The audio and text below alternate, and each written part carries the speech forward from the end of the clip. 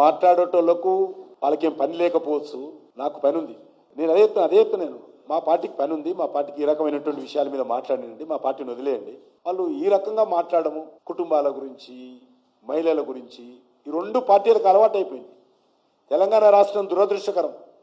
నేను మీ ద్వారా మీ మేనేజ్మెంట్లో కూడా విజ్ఞప్తి చేస్తా ఉన్నాను.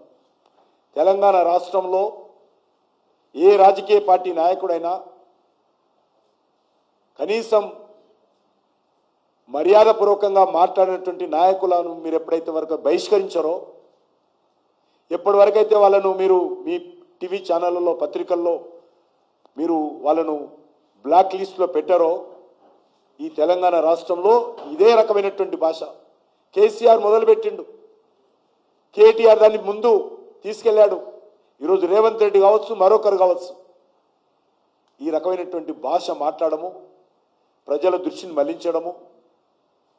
మనకు తెలుసు కేసీఆర్ గారు ఆ రోజు ఏ రకంగా ఫోన్ ట్యాపింగ్లో అనేక కుటుంబాలకు సంబంధించినటువంటి అంతర్గత విషయాలు, కుటుంబ వ్యవహారాలు విన్నారని మనం కాదు, ఈరోజు కోర్టులో అఫిడవిట్ ఇచ్చింది, కోర్టులో అఫిడవిట్ ఇచ్చారు. అనేకమైనటువంటి సినిమా యాక్టర్లు, అనేక మంది వ్యాపారస్తులు వాళ్ళ కుటుంబ సభ్యుల యొక్క సంభాషణలు విని వాళ్ళను బ్లాక్మెయిల్ చేసి కోట్ల రూపాయలు వసూలు చేశారని చెప్పి పోలీసు అధికారులు చెప్పారు, చేసినటువంటి వాళ్ళు. కాబట్టి నేను మీకు కోరుతా ఉన్నాను, ప్రజలను కూడా విజ్ఞప్తి చేస్తా ఉన్నాను. ఈరోజు ఆ రకంగా అడ్డంగా మాట్లాడినటువంటి వాళ్ళే హీరోలు, అడ్డంగా మాట్లాడేటువంటి వాళ్ళే రాజకీయ నాయకులు, అడ్డంగా అవమానం చేసి మాట్లాడినటువంటి వాళ్ళే నిజమైనటువంటి నాయకులు. వాళ్ళకే మీరు ఫ్రంట్ పేజీలో బ్యానర్ హెడ్డింగ్లో వార్తలు వచ్చిన రోజులు, వాళ్ళకే ఈరోజు ఈలలు కేలలు వేసిన రోజులు, దీన్ని ఎవరు మార్చలేరు. కాబట్టి నేను తెలంగాణ మేధావులను, విద్యావంతులను, పత్రికా విలేకరులను కూడా కోరుతా ఉన్నాను, ఇలాంటి నాయకులు ఎవరైనా సరే, ఏ పార్టీ వాళ్ళైనా సరే, ఇది మార్పు రావాల్సినటువంటి అవసరం ఉంది. మరి తెలిసి ఈరోజు ఎవరింట్లో ఏం జరుగుతుందో ఆ కుటుంబ వ్యవహారాలు రాజకీయాలకు ముడిపెట్టాల్సిన అవసరం లేదు. ఎవరి కుటుంబాలు ఏం మాట్లాడుకుంటున్నారో ఫోన్ ట్యాపింగ్ ద్వారా వినాల్సిన హక్కు, అధికారం ఎవరు ఇవ్వలేదు ఈ దేశంలో.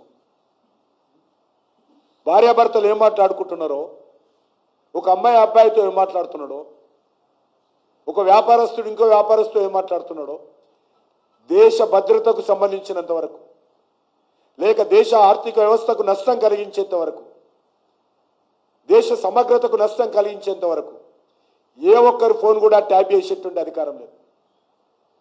కానీ ఈరోజు ట్యాపింగ్ జరిగింది. ఈరోజు మనం చూస్తూ ఉన్నాం, ఈరోజు పత్రికల్లో చూస్తే నిజంగా మనం ఎంత దిగజారిపోతున్నాం ఈ రాజకీయాలు మనకు అర్థమవుతా ఉంది. కాబట్టి నేను ఒక రాష్ట్ర అధ్యక్షుడిగా, లేక ఒక సిటిజన్గా, ఒక పౌరుడిగా నేను తెలంగాణ మేధావులకు, విద్యావంతులకు కోరుతా ఉన్నాను.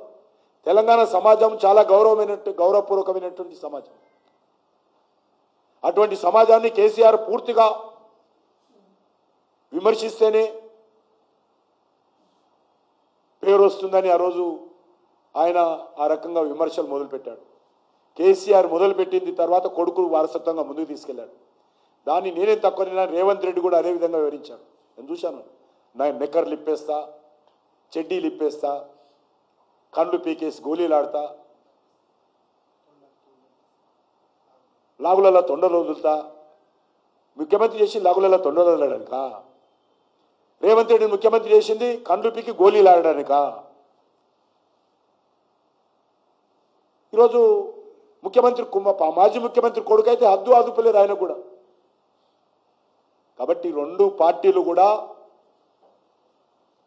ఈ రకమైనటువంటి భాషతో తెలంగాణ రాష్ట్ర రాజకీయాలను దిగజారుస్తూ ఉన్నారు.